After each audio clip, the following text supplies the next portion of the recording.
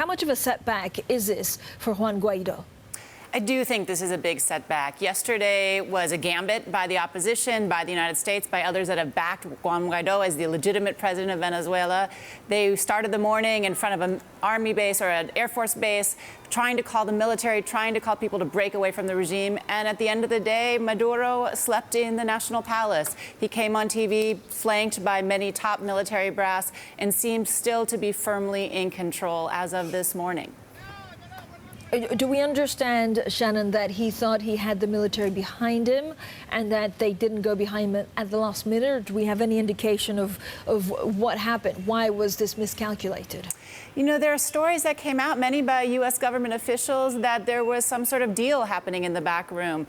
National Security Advisor John Bolton said 3 of Maduro's top inner circle were turning and were going to join the opposition, though it seemed that in the end proved not to be the case. Secretary Pompeo came out and said that at one point yesterday, Maduro was actually on a plane going into exile in Havana, in Cuba, but that the Russians convinced him to turn around. So it's a very fluid situation, but what we do know is that as we wake up this morning, Maduro's still in control, the military brass is behind him, and Juan Guaido last night was still free, but was hiding where he was. He wasn't announcing where he slept last night, so obviously worried about the repercussions that could happen today for him and other opposition leaders. Dr. O'Neil, we're thrilled that you're with us today. Your book, Two Nations Indivisible, just superb on Mexico, and your work has always expanded out to the Caribbean sphere, Mexico, down to Venezuela, and over to Cuba. In the last 24 hours, we've seen the non-Castro, the president of Cuba, make it very clear this was a, quote,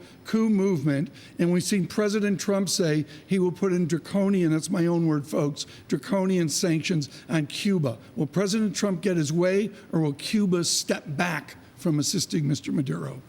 You know, so President Trump, the administration has already upped the ante against Cuba. They've put in other sanctions. They've stopped the flow of some remittances there just in the last couple of weeks. And so harsher sanctions there, I wouldn't be surprised that it happens. Many in this administration are very anti-Cuba already, listening to South Florida, to exactly. that. Exactly. Is that what this is about? I mean, this is really important, folks, for our global audience, and that as Dr. O'Neil mentions here, it's about South Florida. Marco Rubio's assistant with us yesterday as the news break. Senator Rubio always looking to South Florida. Is this really what it's about? Is an American Floridian domestic calculus overlaying this international event?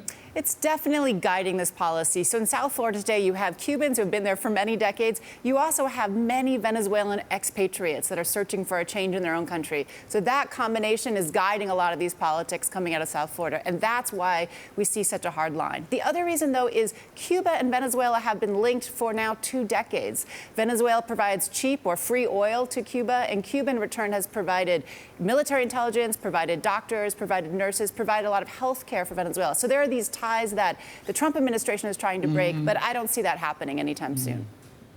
But Shannon, if the military yesterday did not support or did not go to the extent that Mr. Guaido was expecting, you know, were not behind him, what would make them turn now?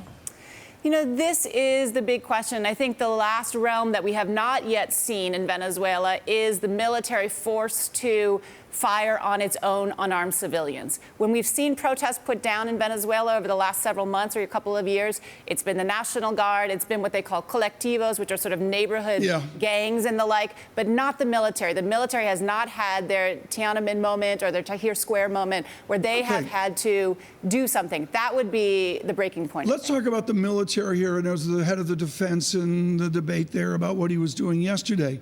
When we say the military in the media, is it 5 guys at the top out of a movie that, you know, Bruce Willis is in or something? Is it the captains, the majors, the light colonels as well? Or when you say military, Dr. O'Neil, is it the enlisted people of the Venezuelan military? This is the leadership of the military. But one thing that Chavez and now Maduro after him have done is greatly expand what is the top brass. So Venezuela has over 2,000 generals. That's more than the United States Army. 2,000 generals? Yeah, there's a lot of promotion happening. You're a font of wisdom. 2,000 generals. It's a lot of generals, exactly, for a smaller country. So there's a lot of promotion. There's a lot of people that have gained stature by being affiliated with the regime.